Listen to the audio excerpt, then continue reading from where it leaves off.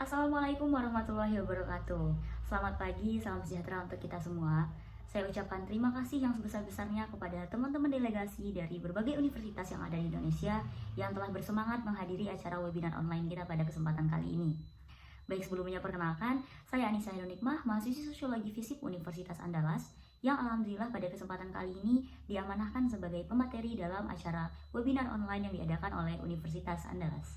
Ruth Bader Ginsburg, mantan Hakim Agung Amerika Serikat sekaligus pejuang hak-hak perempuan, ia pernah mengatakan bahwa perempuan itu layak berada di semua tempat di mana keputusan itu dibuat. Dan tidak seharusnya perempuan itu menjadi suatu pengecualian.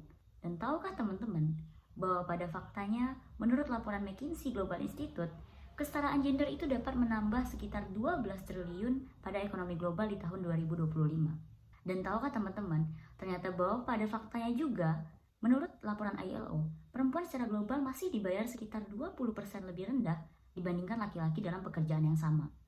Bukankah dua fakta ini menjadi tamparan keras bagi kita untuk aware terhadap isu ketidaksetaraan gender yang ada di kehidupan kita ini?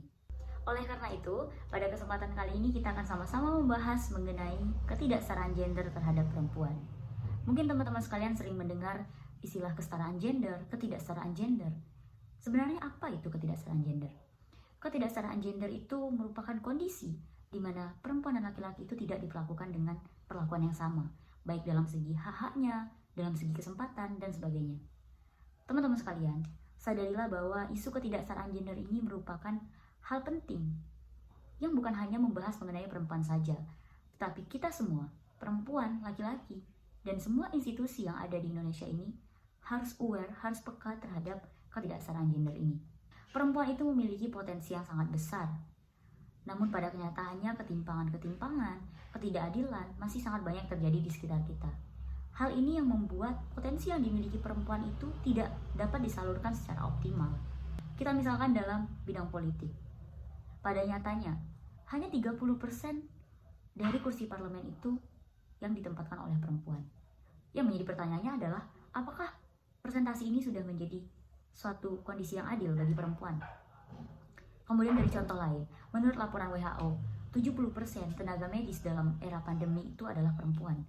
Tapi pada kenyataannya, posisi-posisi pimpinan tidak ditempatkan oleh perempuan. Apakah hal ini merupakan situasi dan kondisi yang adil bagi para perempuan, teman-teman sekalian?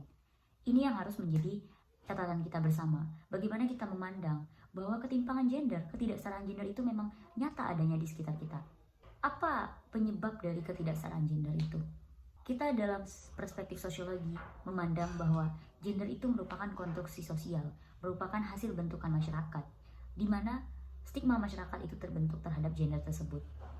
Perempuan itu dianggap sebagai makhluk yang lebih rendah posisinya dibandingkan laki-laki.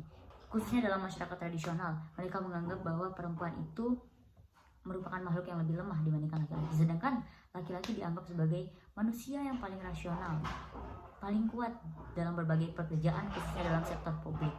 Sedangkan perempuan biasanya hanya ditempatkan di pekerjaan-pekerjaan domestik seperti pekerjaan rumah tangga saja.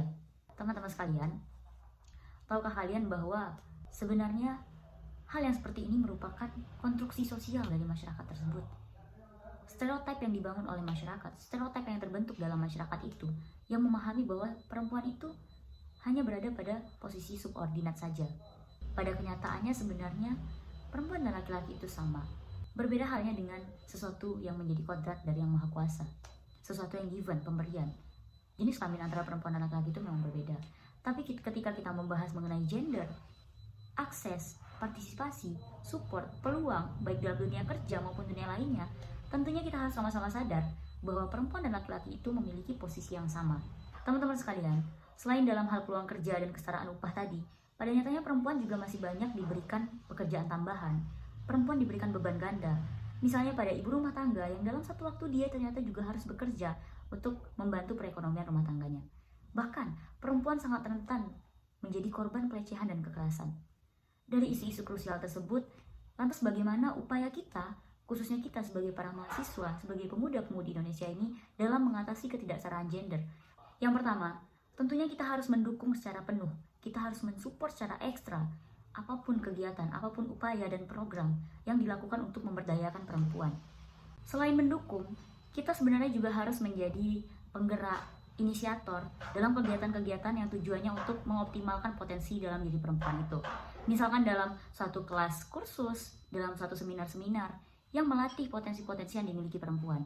Itu menjadi catatan kita bersama sebagai para pemuda-pemudi Indonesia saat ini. Agar apa? Agar tujuan kita mengenai kesetaraan gender ini akan bisa tercapai nantinya. Teman-teman sekalian, masalah gender ini merupakan isu yang sistemik. Kita harus bekerja sama untuk mematahkan bias serta persepsi yang mengkerdilkan perempuan, agar nantinya tujuan kita mengenai kesetaraan gender ini tentu akan tercapai. Saya Anissa Hadonikmah, terima kasih atas perhatiannya. Wassalamualaikum warahmatullahi wabarakatuh.